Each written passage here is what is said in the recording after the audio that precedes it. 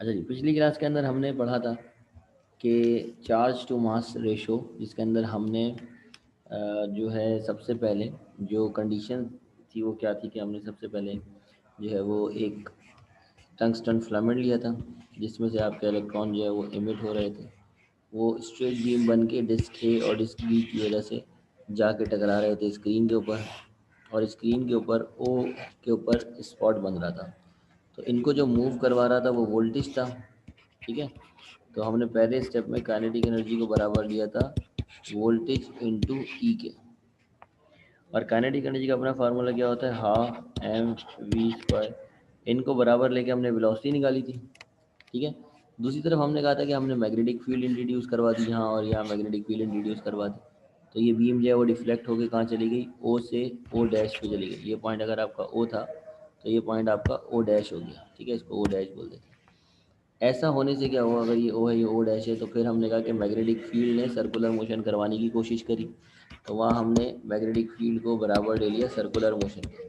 Magnetic force का formula हमने लिया था ई वी बी, और सेंट्रीपिटल फोर्स का फार्मूला हमने लिया था M V square upon R. और फिर हमने सिंप्लीफाई करके वेलोसिटी की वैल्यू रख के, यानी कि यहाँ से वेलोसिटी को कैंसिल कर दें अगर आप। वालेकुम सलाम अलीशा। तो हमने यहाँ वेलोसिटी की वैल्यू निकाली थी, और वेलोसिटी की वैल्यू क्या निकल के आई थी, अगर आपको याद हो, वेलोसिटी की जो वैल्यू यहाँ से निकल के आई थी, यहाँ से इन दोनों को इक्वेट करके वो थी √2 V not E divided by M.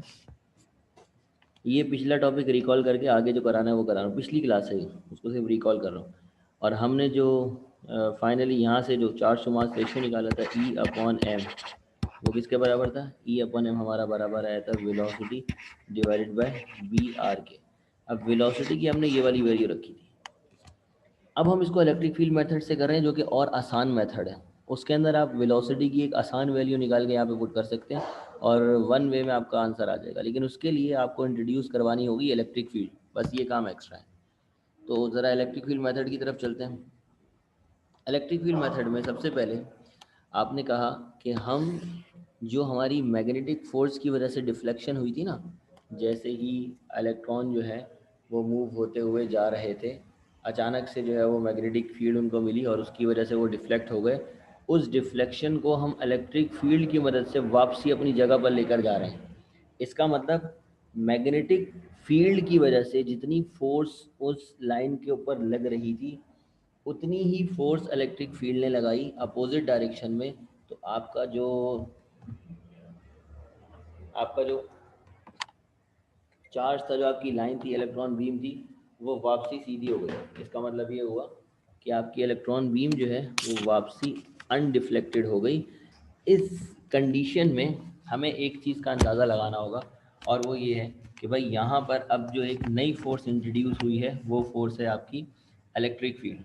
और इलेक्ट्रिक फील्ड का फार्मूला क्या है, इलेक्ट्रिक फील्ड का फार्मूला है आपके पास F is equal to E Q. ये फार्मूला आप चैप्टर नंबर 13 के अंदर पढ़ चुके हैं। लेकिन अगर मैं एक इलेक्ट्रॉन की बात करूं तो देखो, चार्ज की जगह क्यू है ना, ई आ जाएगा बस। तो ये फार्मूला आपका चेंज होकर क्या हो जाएगा, ई इंटू स्मॉल ई। स्मॉल ई एक इलेक्ट्रॉन के चार्ज ही को रिप्रेजेंट कर रहा है तो ये आपका चार्ज ही। ठीक है जी, क्लियर है ये चीज़। अब हम क्या करते हैं, हम कहते हैं कि भाई जो मैग्नेटिक फील्ड है वी, जो अप्लाई हुई थी परपेंडिकुलर, इलेक्ट्रिक फील्ड ने उसको बैलेंस किया है। तो मैग्नेटिक फील्ड का फार्मूला तो वही रहेगा जो हम पढ़ चुके हैं और परपेंडिकुलरली अप्लाई कर रहे हैं। तो मैग्नेटिक फील्ड का फार्मूला क्या होगा, ये तो इलेक्ट्रिक फील्ड का फार्मूला है। मैग्नेटिक फील्ड का फार्मूला वही होगा E V B. Sine theta हटा दिया क्योंकि हमने कहा है परपेंडिकुलरली। साइन थीटा मतलब थीटा आपका 90 डिग्री होगा, और साइन 90 किसके बराबर होता है, 1 के बराबर होता है। तो वो हमने एलिमिनेट कर दिया। तो एफ ऑफ मैग्नेटिक फील्ड बराबर हो गई क्यू वी बी के बजाय ई वी बी। मतलब एक इलेक्ट्रॉन के लिए ये ई वी बी हो जाएगा, एक प्रोटॉन के लिए भी ये ई वी बी हो जाएगा। अब हमने कहा कि पोटेंशियल डिफरेंस जो हमने प्रोवाइड करा है उसको इस तरह एडजस्ट करा है कि जो बीम थी वो वापसी अपनी जगह पे आ गई, यानी कि मैग्नेटिक फील्ड उसको अपनी जगह से लेकर गई थी, और जो आपकी इलेक्ट्रिक फील्ड है वो उसको वापसी उस जगह पर लेकर आ गई है। तो इससे पता चला कि इलेक्ट्रिक फील्ड और मैग्नेटिक फील्ड आपकी क्या हो गई हैं, बैलेंस हो गई हैं। तो हमने एफ ऑफ एम को, यानी कि मैग्नेटिक फील्ड को, बराबर ले लिया किसके, एफ ऑफ इलेक्ट्रिक फील्ड के। तो मैग्नेटिक फील्ड का फार्मूला जो हमने ऊपर देखा है वो है ई वी बी बराबर आ गया किसके, इलेक्ट्रिक फील्ड का फार्मूला है ई इंटू ई। ई से ई कैंसिल आउट कर दें तो वेलोसिटी की यहाँ से वैल्यू क्या हो जाएगी, वेलोसिटी की वैल्यू यहाँ से आ जाएगी ई डिवाइडेड बाय वी। इसको कोई भी इक्वेशन बोल दें, ए बोल दें, बी बोल दें, आपकी मर्जी है। नाउ अब आप ये बात जानते हैं, यहाँ से यहाँ है, ठीक है। नाउ अब हम एक बात जानते हैं कि हमने चार्ज टू मास रेशो पहले कैलकुलेट किया था, और चार्ज टू मास रेशो जो निकल के आया था वो आया था velocity divided by B R, या आर इंटू बी, एक ही बात है, बी आर। यहाँ पर हमने वेलोसिटी की वैल्यू जो रखी थी ना वो काइनेटिक एनर्जी वाले मेथड से रखी थी। अब जो हम वेलोसिटी की वैल्यू रखने के लिए जा रहे हैं वो इलेक्ट्रिक फील्ड मेथड से रखने के लिए जा रहे हैं। तो अब हमारे पास जो वेलोसिटी है उसकी जगह हम क्या रख सकते हैं, ये रख सकते हैं ई अपॉन बी। तो देखो क्या हो जाएगा, यहाँ पर आ जाएगा वेलोसिटी की जगह ई डिवाइडेड बाय बी, और ये वाला बी आर है और मल्टीप्लाई होगी, फाइनली हमारे पास आंसर क्या आ जाएगा, E divided by B square into R. तो ये आपका डेरिवेशनल वर्क जो है वो कंप्लीट हो जाएगा। और ये जो मेथड है ये इलेक्ट्रिक फील्ड मेथड है। इसका मतलब ये है कि जब इलेक्ट्रिक फील्ड दी हुई होगी आपको तब आप ये यूज़ करेंगे, अदरवाइज तो जाहिर सी बात है आप पुराना मेथड यूज़ करेंगे। अगर डिफ्लेक्टेड बीम है ना तो पुराना मेथड यूज़ होगा, ठीक है। तो ये एक शॉर्ट डेरिवेशनल वर्क है, ये शॉर्ट में भी आ जाता है, कभी इलेक्ट्रिक फील्ड मेथड से सॉल्व करें, या कभी कभार जो है ये लॉन्ग का पूरा हिस्सा होता है तो यहाँ एंड तक पूरा आपको करना होता है, ठीक है ना। यानी कि अगर ये पेपर के अंदर सवाल आ जाए तो आपने इसे कंप्लीट सॉल्व करना है यहाँ तक, अगर लॉन्ग में आता है। दूसरा जो मेथड है वो वेलोसिटी सिलेक्टर मेथड है। वेलोसिटी का हमने दूसरा मेथड सेलेक्ट करा है निकालने का। पहले वेलोसिटी काइनेटिक एनर्जी से निकाली थी, अब हमने वेलोसिटी किसी और फार्मूले से निकाली कि वेलोसिटी सिलेक्शन की तरफ चले गए हैं हम। तो वेलोसिटी सिलेक्टर मेथड कहलाता है ये आपका, ठीक है जी। क्लियर है ये चीज़। न्यूमेरिकल नंबर 14.6 है, जिसके अंदर जो टॉपिक है वो आपका ये चार्ज टू मास रेशो है, ठीक है।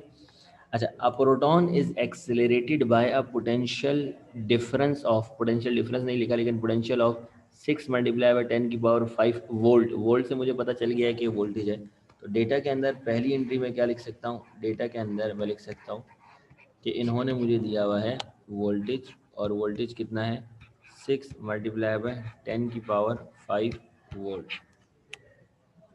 It then enters in a uniform magnetic field, यानी कि एक्सेलरेट हुआ है, मूव हुआ है वो वोल्टेज की वजह से, और मूव हो गया वो मैग्नेटिक फील्ड में इंटर हो गया। तो ये तो वही सवाल हो गया आपका चार्ज टू मास रेशियो। इससे पता चला कि टॉपिक आपका चार्ज टू मास रेशियो, वहाँ पे यही तो होता है, वो इलेक्ट्रॉन गन से उसे एक्सेलरेट करवाता है जो कि वोल्टेज से ही एक्सेलरेट होती है, और फिर वो इंटर हो जाता है किसके अंदर, मैग्नेटिक फील्ड में। तो मैग्नेटिक फील्ड की आप, इसने आपको वैल्यू दी हुई है, मैग्नेटिक फील्ड जो यहाँ पर बराबर है 0.3 वेबर पर मीटर स्क्वायर, इसकी यूनिट है। In a direction making an angle, angle दिया हुआ है तो याद रहे जब एंगल दिया हुआ हो तो हम क्या करते हैं, थीटा वाला जो फार्मूला है वो यूज़ करते हैं, ठीक है। तो थीटा हमें दिया हुआ है 45 डिग्री। कहता है with the magnetic field what will be the radius of the circular path, बताएं रेडियस क्या होगा सर्कुलर पाथ का, ये आपका सवाल है। अच्छा, अब रेडियस की तरफ जाए ना, जिसके अंदर हमने रेडियस का फार्मूला बाकायदा ड्राइव किया था, वो फार्मूला था आर इज इक्वल टू, याद है किसी को, रेडियस का फार्मूला हमने ड्राइव किया था, लेकिन वो फार्मूला जिसके अंदर साइन थीटा आ रहा था, कौन बता सकता है।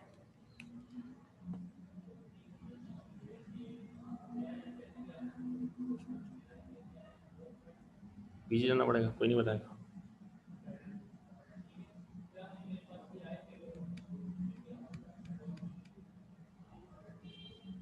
रेडियस का फार्मूला जिसमें आपके पास ये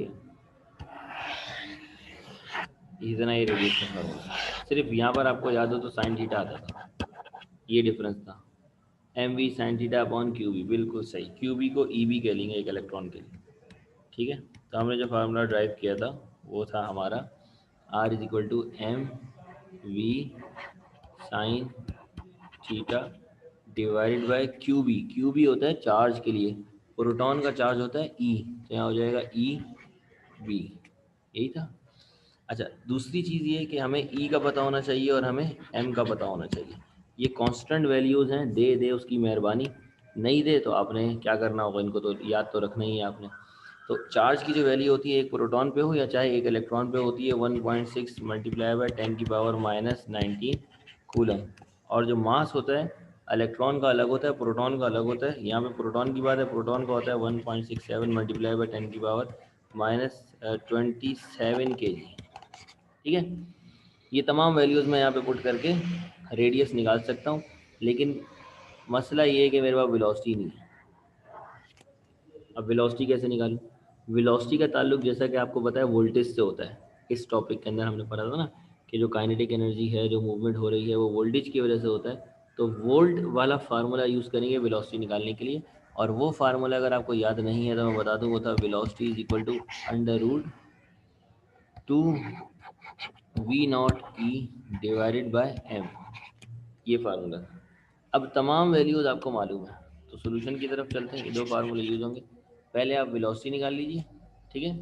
मुझे बता दीजिए आंसर क्या आ रहा है। फार्मूला आपके सामने, मैं सॉल्व नहीं कर रहा, आप लोग कर सकते हैं, कोई इतनी बड़ी जो है वो डिफ़िकल्टीज नहीं है, इसके अंदर कोई प्रॉब्लम नहीं है ऐसी। तमाम वैल्यूज़ जब दी हुई हैं तो आप क्या करेंगे, velocity is equal to √2 v0 की जगह आपने रखा 6 multiply by 10⁵ multiply by E की जगह रखा 1.6 multiply by 10⁻⁻19 divided by M, आपने रखा कितना 1.67 मल्टीप्लाई बाई 10⁻⁻27। ठीक है जी। ये तमाम वैल्यूज़ रखने के बाद आपके पास एक अदद वेलोसिटी आएगी जो कि आप मुझे बताएंगे कि क्या है, तो मैं यहाँ लिख लूँगा। जब वेलोसिटी आ जाएगी तो आप रेडियस का फार्मूला लगाएंगे, और रेडियस के फार्मूले में एम वी साइन थीटा, ये सारे तमाम वैल्यूज़ पुट करेंगे। जैसे कि एम आपका कितना है, एम है आपका 1.6,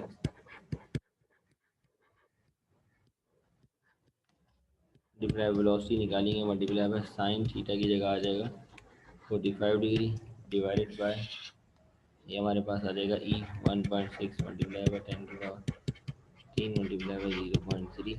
यहाँ जो भी वेलोसिटी आई होगी आप ये रख देंगे। अच्छा जी, जोया ने आंसर बता दिया है वेलोसिटी का, वरीशा ने बता दिया है आंसर वेलोसिटी का, और बाकी से क्या मैं उम्मीद रख सकता हूँ?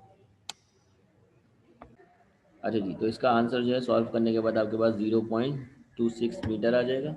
ये आपका न्यूमेरिकल नंबर 14.6 था। इसी से रिलेटेड एक और न्यूमेरिकल, आपका न्यूमेरिकल नंबर 14.7 है।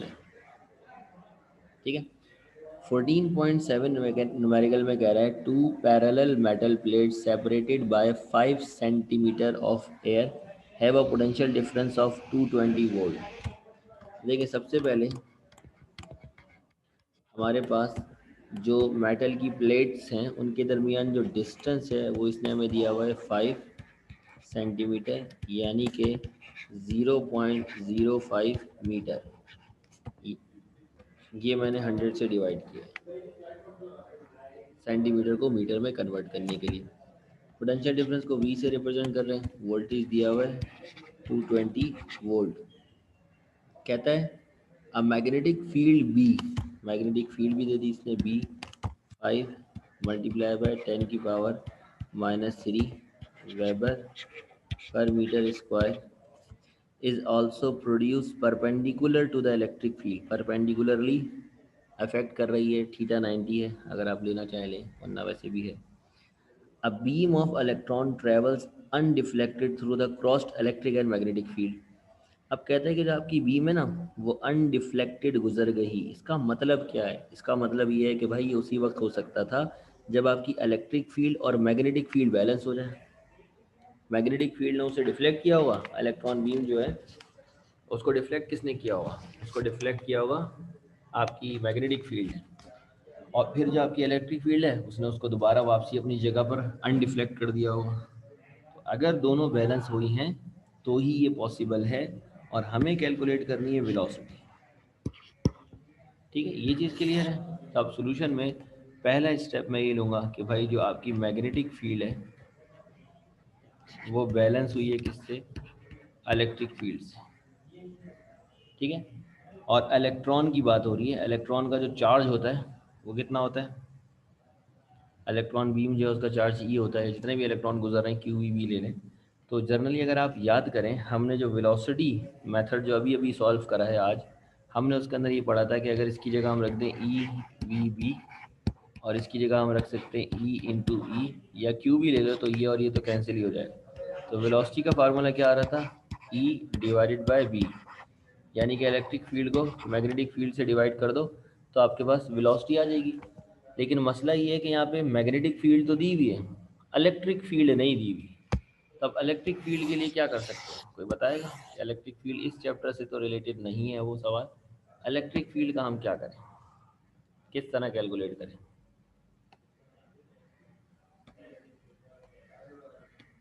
मतलब चैप्टर नंबर 13 में हमने पढ़ा था कि इलेक्ट्रिक फील्ड जो है उसका एक फार्मूला और होता है, जो कैपेसिटर्स के अंदर हमने यूज़ करा था, voltage divided by distance. Voltage को डिस्टेंस से डिवाइड कर लें तो आपके पास क्या आ जाती है? इलेक्ट्रिक फील्ड आ जाती है। तो इलेक्ट्रिक फील्ड के लिए आपको वोल्टेज भी दिया हुआ है, आपको डिस्टेंस भी दिया हुआ है, दोनों को डिवाइड कर लें, आपके पास इलेक्ट्रिक फील्ड आ जाएगी। जब इलेक्ट्रिक फील्ड आ जाए तो उसको इस वेलोसिटी वाले फार्मूले में पुट कर दिएगा, electric field divided by magnetic field. Magnetic field आपको उसने डायरेक्ट दी हुई है और इलेक्ट्रिक फील्ड आप यहाँ से निकाल चुके हैं। दोनों को डिवाइड करें, आपके पास वेलोसिटी का आंसर आ जाए। ठीक है जी, क्लियर है ये चीज़? अभी जल्दी से सॉल्व करके मुझे बताएं क्या आंसर आ रहा है इलेक्ट्रिक फील्ड का, वेलोसिटी का। अगला जो न्यूमेरिकल है 14.1, सही।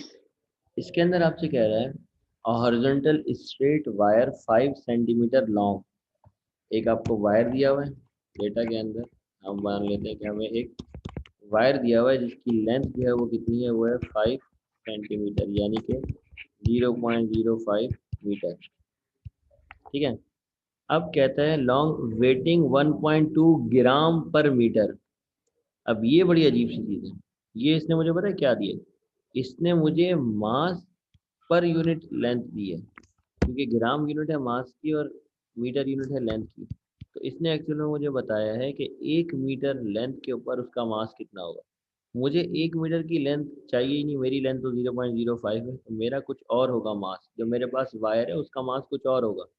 लेकिन इसने जो मुझे वेट दिया है वो 1 मीटर का दिया है, यानी कि 1 मीटर का जो होता है वो 1.2 ग्राम पर मीटर है। ठीक है। और किलोग्राम में कन्वर्ट करना है इसको तो क्या हो जाएगा, 1.2 मल्टीप्लाई बाय 10⁻³ क्योंकि अगर आप इसको 1000 से डिवाइड करेंगे किलो लाने के लिए तो ये -3 में कन्वर्ट हो जाएगा, तो हो जाएगा किलोग्राम पर मीटर।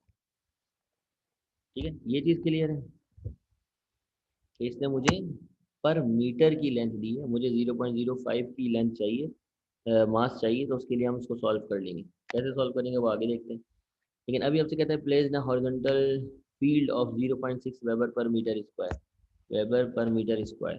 तो मैग्नेटिक फील्ड आपको दी हुई है कितनी, 0.6। If the resistance of a wire is 3.8 ohms per metre. अब देखो रेजिस्टेंस भी इसने पर मीटर की दी है, एक्चुअल रेजिस्टेंस नहीं दी। मेरा वायर है 0.05, उसकी रेजिस्टेंस नहीं दी, इसने 1 मीटर की बता दी। और वो 1 मीटर की रेजिस्टेंस कितनी है, 3.8 ohms per metre.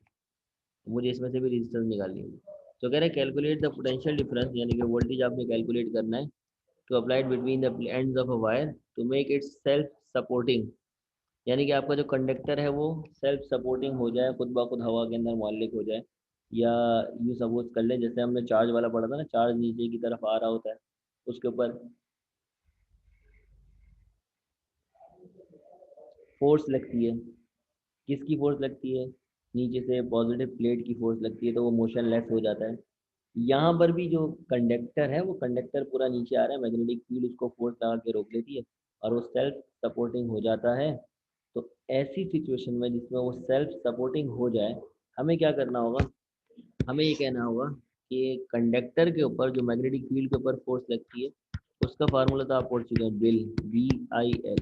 Sine theta इसलिए ले रहा है, अगर थीटा दिया हुआ होता तो लेते, थीटा नहीं है तो 90 डिग्री होगा। और दूसरा, उसका जो वेट है वो उसको नीचे ला रहा होगा, और वेट का फार्मूला क्या होता है, mg। अगर ये दोनों बैलेंस हो जाए, यानी कि मैग्नेटिक फील्ड और आपका वेट तो आपका जो कंडक्टर है वो सेल्फ सपोर्टिंग में चला जाएगा। तो इसका मतलब मुझे एफ को बराबर लेना है किसके, वेट के। एफ किसके बराबर है, बी आई एल के, और ये बराबर है एम जी के। ठीक है, तो यहाँ से मैं आई निकाल सकता हूँ, बी मुझे मालूम है, एल मुझे मालूम है, एम मुझे मालूम है, जी मुझे मालूम है, यहाँ से आई निकाल सकता हूँ। लेकिन मसला यहाँ पर आता है कि मुझे जो मास मालूम है वो पर मीटर का है, मेरे पास पर मीटर थोड़ी है। तो उसका तरीका भी देख लें।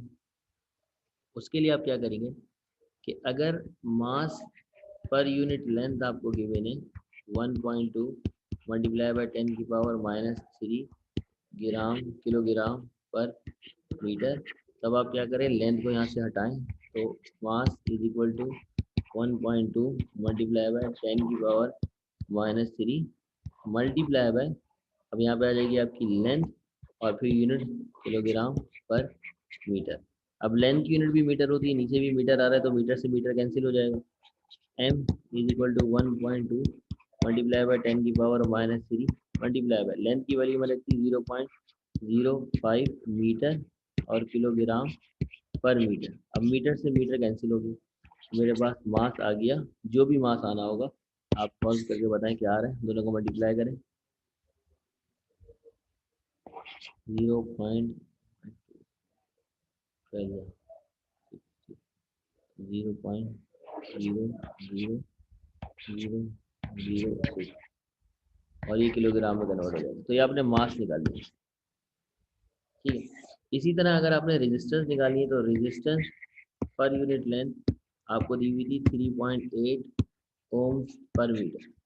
अब बिल्कुल सेम काम करेंगे तो रेजिस्टेंस किसके बराबर हो जाएगी, 3.8 मल्टीप्लाई बाय 0.05, तो ये ओम्स में चला जाए, तो रेजिस्टेंस आप इससे निकालिए। अच्छा, आपने रेजिस्टेंस निकाल ली, आपने मास निकाल लिया, आपने वहां पे उठा के पुट कर दिया। फाइनली आप V equals to I R का फार्मूला लगाएंगे, आपके पास वोल्टेज भी आ जाएंगे, क्योंकि देखिए करंट आपने निकाल लिया, रेजिस्टेंस आपको दी हुई है, वोल्टेज आपने कैलकुलेट करना था, तो आखिर में ये फार्मूला भी लगेगा। तो पहले ये मेथड मैंने जिससे रेजिस्टेंस और मास कैलकुलेट करा है ये देख लें, उसके बाद जो है वो आप फार्मूले की तरफ वापसी चले जाइएगा और सॉल्व कर लीजिए। ठीक है, आखिर में आप क्या करेंगे, बिल और एम जी को बराबर लेके यहाँ से आई निकाल लिया, V equals to I R से आई आप निकाल चुके हैं, आर आपको मालूम है, यहाँ से निकाल लिया था हमने, मल्टीप्लाई करेंगे आपके पास वोल्टेज आ जाएगा। तो सॉल्व करके बताएं क्या आंसर आ रहा है।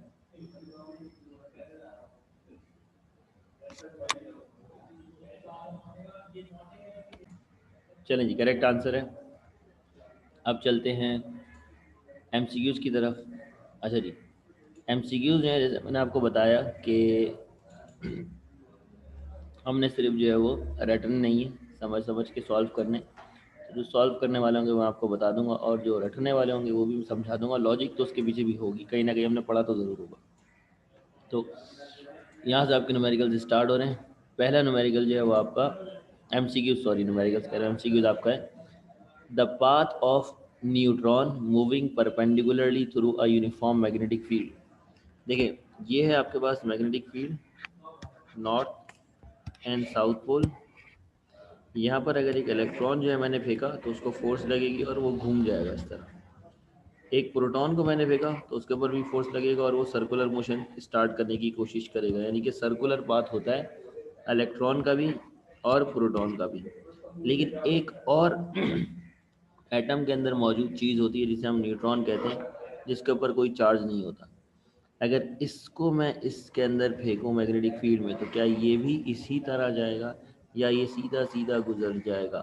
तो इसका सिंपल सा आंसर ये है कि भाई जब इसके ऊपर कोई चार्ज ही नहीं है, तो इसके पास इलेक्ट्रिक फील्ड नहीं है, इलेक्ट्रिक फील्ड से ही क्रिएट हो रही है मैग्नेटिक फील्ड, इलेक्ट्रोमैग्नेटिज्म। तो फिर ऐसा तो मुमकिन है ही नहीं कि मैग्नेट इसको अट्रैक्ट करे। मैग्नेट इसको किसी सूरत अट्रैक्ट नहीं कर सकता, इसके ऊपर चार्ज भी नहीं है और ये खुद मैग्नेट भी नहीं है। तो इसका मतलब ये हो गया कि ये बिल्कुल सीधा गुजर जाएगा मैग्नेटिक फील्ड में, अनडिफ्लेक्टेड। तो इसका जो पाथ होगा वो क्या होगा, स्ट्रेट लाइन होगा। ठीक है जी, क्लियर है। अब practical application of a phenomena of mutual induction. Mutual induction क्या था, एक कॉइल से दूसरे कॉइल में आपका फ्लक्स का ट्रांसफ़र था, ठीक है। और इसका फ़ायदा अगर आपको याद हो तो हमने ट्रांसफार्मर में लिया था, जहाँ पर हम वोल्टेजेस को इंक्रीज़ और डिक्रीज़ कर रहे थे। तो ट्रांसफार्मर जो है वो इसकी प्रैक्टिकल एप्लीकेशन है जी, जो है बिल्कुल प्रैक्टिकल एप्लीकेशन है, ठीक है जी। क्लियर है दोनों? एक आपका स्ट्रेट लाइन हो गया, एक आपका ट्रांसफार्मर हो गया। अब आपसे कहता है टेस्ला इज़ इक्वल टू, अभी जो टेस्ला है ना, ये बहुत सारी चीज़ों के इक्वल है, मतलब दो तीन इसकी यूनिट्स हैं जो हम बना सकते हैं। एक तो हम बना सकते हैं टेस्ला की यूनिट यहाँ से कि फोर्स बराबर होती है Q V B sine theta को भूल जाएं, थीटा की यूनिट की डिग्री होती है वो लेते नहीं। तो देखिए फोर्स अगर मुझे बी की यूनिट बनानी है, क्योंकि बी मैग्नेटिक फील्ड की यूनिट जो है वो टेस्ला है ठीक है, परीक्षा ने आंसर बता दी। देखिए तो F divided by Q, velocity का v is equal to B. तो अगर मैं फोर्स की जगह रखूँ न्यूटन डिवाइडेड बाय चार्ज की जगह रखूँ कूलम और वेलोसिटी की जगह मीटर अपॉन सेकेंड, तो इसकी यूनिट बनती है newton divided by coulomb upon second. देखो coulomb upon second, coulomb upon second का मतलब है चार्ज अपॉन टाइम, और चार्ज अपॉन टाइम बराबर होता है करंट के, और करंट को एम्पेयर करते हैं हम, मेजर करते हैं एम्पेयर में। तो इसका मतलब इसकी जगह आ सकता है एम्पेयर और मीटर। अब देखो यहाँ पर कहीं लिखा हुआ है Newton ampere metre, Newton ampere metre, तो ये आपका आंसर है। और इसके साथ ये समझने के लिए ज़रूरी है डेरिवेशन वाला, तो ये भी भले कॉपी कर लो अपने पास।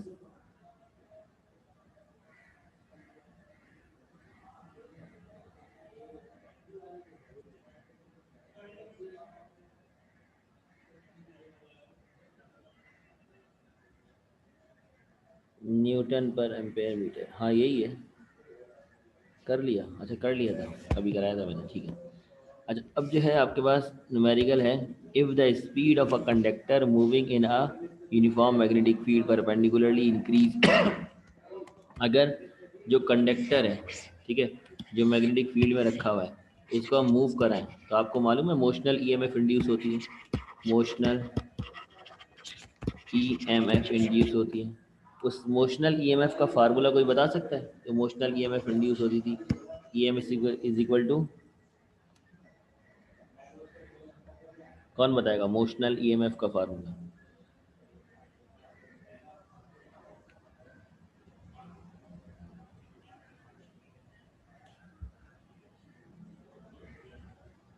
जो फार्मूला है मोशनल ईएमएफ का वो है वी बी एल।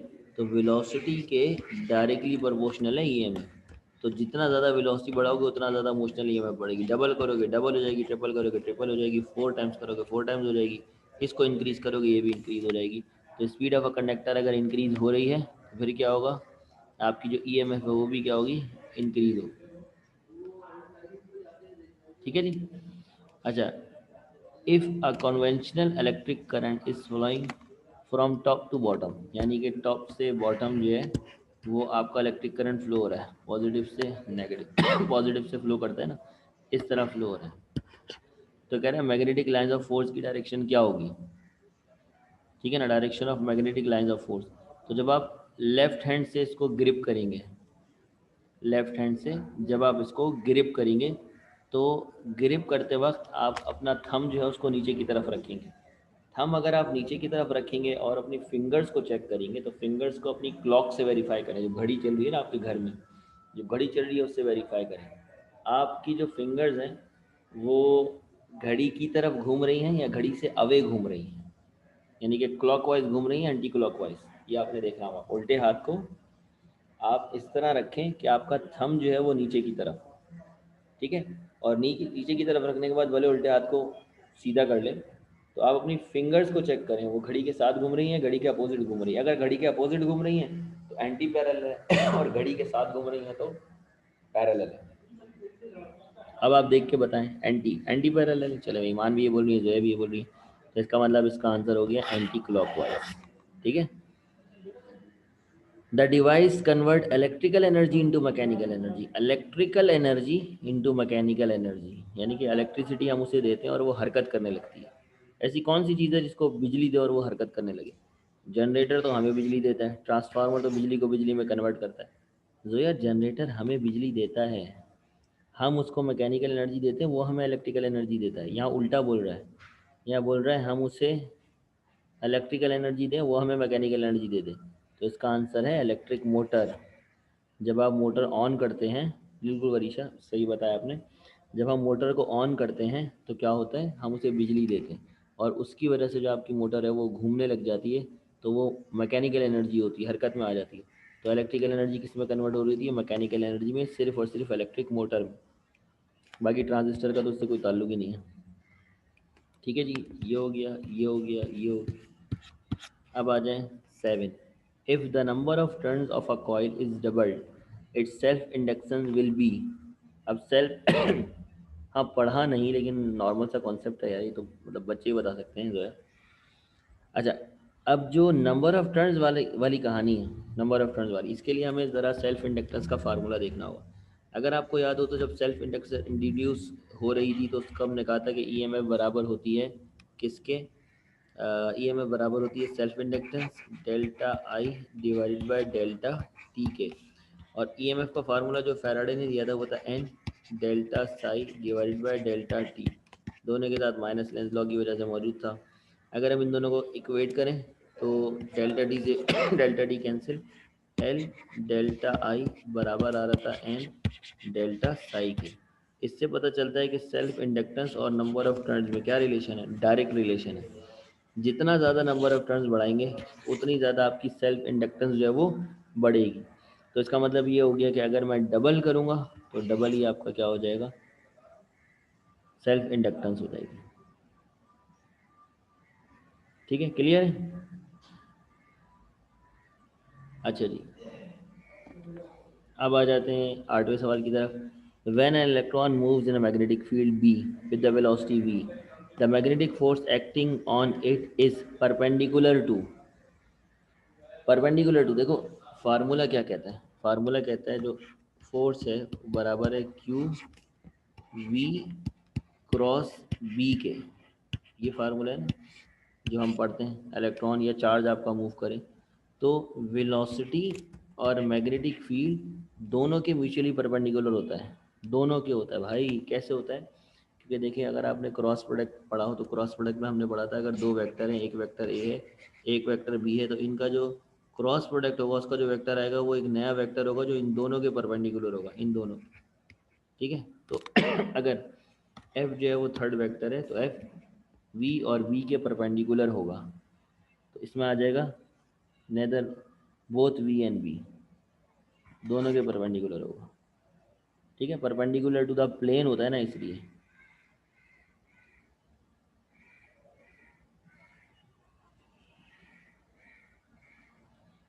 अच्छा, ये जो है मैंने अभी डीसी मोटर कराया नहीं है तो इसको सर्कुलेट कर रहा हूँ, बाद में मैं आपको समझाऊंगा। इसके अंदर स्लिप रिंग लगी हुई थी ना, ये तो आपको याद होगा। स्प्लिट रिंग किसके अंदर लगी हुई थी, स्प्लिट रिंग लगी हुई थी आपके एसी जनरेटर में। एसी जनरेटर में स्प्लिट रिंग को चेंज कर देते हैं तो उसके बाद डायनेमो लगा देते हैं, या फिर उसको हम ये भी बोलते हैं, उसका एक नाम और भी था, कॉम्यूटेटर, कॉम्यूटेटर लगा देते हैं तो उससे आपका एसी डीसी में कन्वर्ट हो जाता है। खैर बहरहाल अभी ये आपको नहीं बता रहा, सिर्फ ये सवाल जो है आपका क्वेश्चन नंबर 9, ये अभी मैंने कराया नहीं इसलिए छोड़ रहा हूँ, दूंगा भी नहीं। ठीक है, इसके बाद आ जाए 10th वाले क्वेश्चन पे।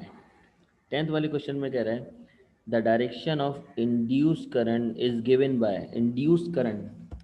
इंड्यूस करंट का मतलब क्या है, इंड्यूस्ड ईएमएफ, जो कि फैराडे ने कहा था कि इंड्यूस होती है ईएमएफ। उसके अंदर एक माइनस लगा हुआ था, उसको खुद नहीं पता था कि उसने माइनस क्यों लगाया। फैराडे ने पूरा सॉल्व वॉल्व करके डेरिवेशन देके पता चला कि वो उसके अंदर माइनस लगाना है, तो माइनस जो है ना वो समझ में नहीं आता फैराडे को कि क्यों लगाए। तो फिर किसने बताया था भाई, बिल्कुल सही, लेंस ने बताया था। तो लेंस लॉ के नाम से जाना जाता है। ठीक है, आगे आपसे कहते हैं an electric current on passing through a conductor produce around it. बहुत ही आसान सा, करंट अगर कहीं से गुजर रहा हो तो उसके अराउंड क्या प्रोड्यूस होगा भाई, मैग्नेटिक फील्ड अराउंड प्रोड्यूस होती है। ठीक है, बाकी इलेक्ट्रिक फील्ड तो उसके साथ साथ चल रही होती है ना, मैग्नेटिक फील्ड अराउंड प्रोड्यूस होती है, बिल्कुल सही। ये भी हो गया, ये भी हो गया, ये नहीं हुआ, ये। अच्छा जी, अब कह रहे हैं The core of a transformer is laminated to reduce the loss of energy due to। जो लेमिनेशन लगाते हैं वो किस लिए लगाते हैं? फ्लक्स लिंकेज को रोकने के लिए, एडी करंट को रोकने के लिए, हीटिंग को रोकने के लिए, ऑल ऑफ दिस। लेमिनेशन सबसे ताल्लुक़ रखती है। एडी करंट भी उससे कंट्रोल होता है, हीट भी नहीं होता है और फ्लक्स भी लिंकेज होता है। तो लेमिनेशन तो होती ही इम्पॉर्टेंट है, उससे स्पार्किंग भी नहीं होती, हीट भी नहीं होती, एडी करंट का लॉस भी नहीं होता, फ्लक्स जो होता है लिंकेज उसका भी प्रॉब्लम नहीं आता है। तो इसका आंसर ऑल ऑफ दीज होगा। ठीक है, वैसे ज़्यादातर एडी करंट को रोकने के लिए होता है, लेकिन हीटिंग अफेक्ट भी इससे काफ़ी कंट्रोल हो जाता है और फ्लक्स लिंकेज भी। ये हमने ट्रांसफार्मर वाले टॉपिक में पढ़ा था।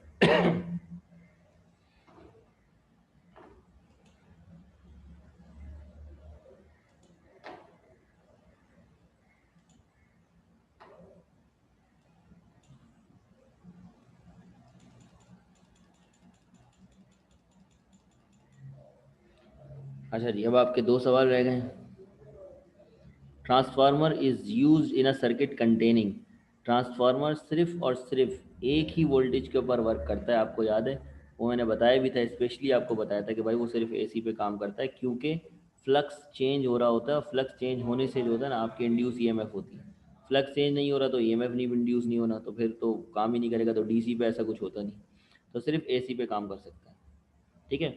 और आखिरी सवाल है, जब motional EMF induce in a coil is independent of.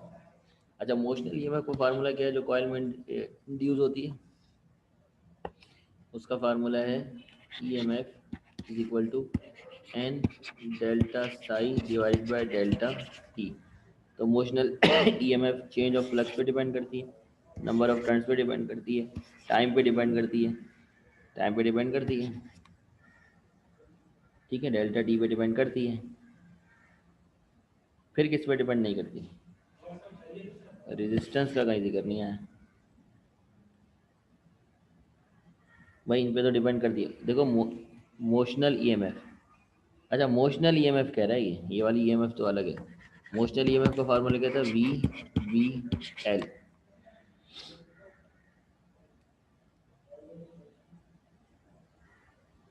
तो चेंज ऑफ फ्लक्स, फ्लक्स जितना ज़्यादा चेंज होगा उतनी ज़्यादा मोशनल ईएमएफ इंड्यूस होगी। हाँ, फ्लक्स पे तो डिपेंड करती है, नंबर ऑफ टर्न्स पे भी डिपेंड करती है कॉइल के। टाइम और रेजिस्टेंस में कन्फ्यूजन है। तो टाइम पे तो डिपेंड करती है मोशनल ईएमएफ, कॉइल पे जो डिपेंड हो रही है, रेजिस्टेंस का नहीं कर सकते। एमसीक्यूज जो मैंने कहा ना वो 14, 15 और 16 से आएंगे। आज हमने 14 निपटा लिया, कल इंशाल्लाह कोशिश करूँगा कि 15 और 16 भी सॉल्व करा दूँ। आज की क्लास यहाँ पर एंड करते हैं। कोई सवाल वगैरह आपने पूछना है तो आप लोग पूछ सकते हैं।